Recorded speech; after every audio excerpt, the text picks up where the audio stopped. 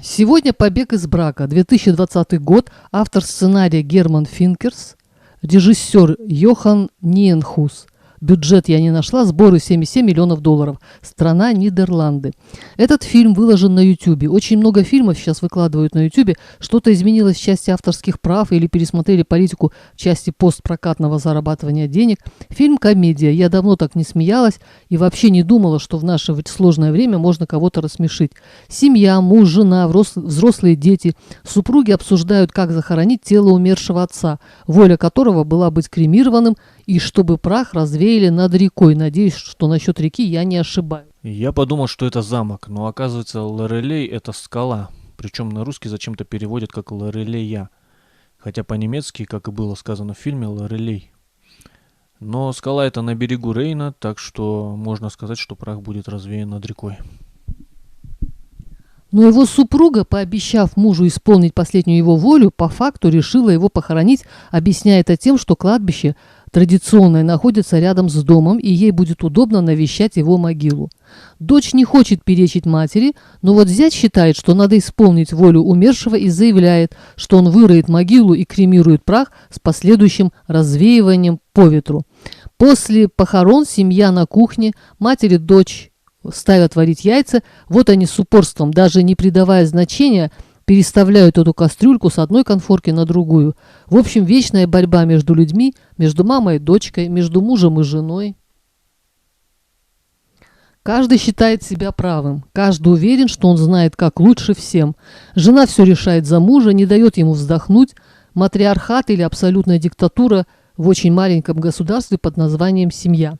Давно, 35 лет назад, муж хотел расстаться с жизнью, жена его спасла. Он выздоровел, но она продолжала его спасать, и ему пришлось притвориться больным Альцгеймером, чтобы сбежать от жены.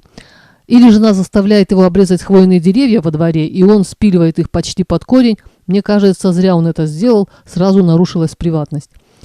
На Ютубе есть ролики, где люди преклонного возраста рассказывают о своем долголетии, объясняя это физическими упражнениями в виде работы в саду и по хозяйству. Все наша лень, но надо заставлять себя, невозможно все время пролежать на диване. Другое поколение, взрослые дети, сын и дочь наших героев. У сына бесплодие, у дочери второй брак. Первый распался из-за измен зятя, а второй из-за отсутствия доверия. Но несмотря на все на это, фильм заканчивается чтением лекции жены из среднего поколения о том, как брак или его отсутствие сказываются на долголетии. Ей виднее, она ведь защитила диссертацию по этой теме. Мне не показалось, что это прям комедия. Грустный осадок остался после просмотра. В фильме хорошо показано скотское отношение женщины к мужчине. Возможно, именно жена свела старика в могилу. Не зря же говорилось про ружье, которое она выбросила. При том, что он очень его любил, и оно было семейной реликвией.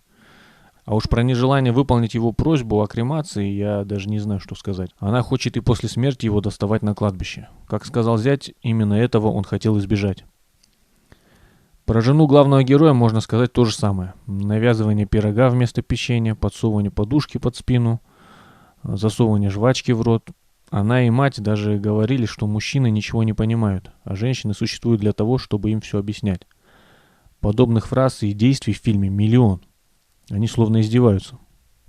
Мужик молодец, заморочился, чтобы исполнить волю покойника, а вот сын дебил какой-то. Уже урну на место привезли, а он спорить начал. Еще и жена от другого забеременела, а он радуется. Хорошо, хоть дочь покойника, жена главного героя, одумалась и решила развеять прах отца, пойти наперекор матери. Почему сразу нельзя было так сделать? Зачем надо было с мужем спорить и идти против воли отца? Однако мужа она давить не перестала, и исследования у нее странные про женатых и одиноких мужчин. Я бы сказал, в корне ошибочные. Женщина никак не может благоприятно влиять на продолжительность жизни мужчины. Во всяком случае, подавляющее их большинство не могут. Так что ничего хорошего про нее сказать не могу. Есть, конечно, и странный персонаж мужчина, больше похожий на женщину.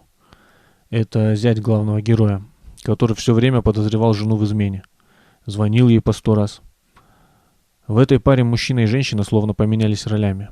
Но эпизоды с картинами говорят нам, что у него буквально не все в порядке с головой. Странно, что дочь пошла не в мать и бабушку. Но мы не видим, как она себя вела в первом браке. Муж ей изменял. это на 100% ни о чем не говорит, но... А во втором браке, возможно, ей попался муж более повернутый на контроле и опеке, чем она сама. В целом, обычные ситуации показаны. Фильм гиперреалистичный, конец непонятный. Хотелось бы увидеть, что герой все-таки сбежит из брака. Ничего не сбежит. Если бы было не втерпешь, давно бы сбежал. Один из двух ведет себя ровно так, как позволяет ему его партнер. Ну, я так думаю. Мне казалось, что очень веселый фильм, а веселый потому, что узнаваемый. На сегодня все. Всем пока.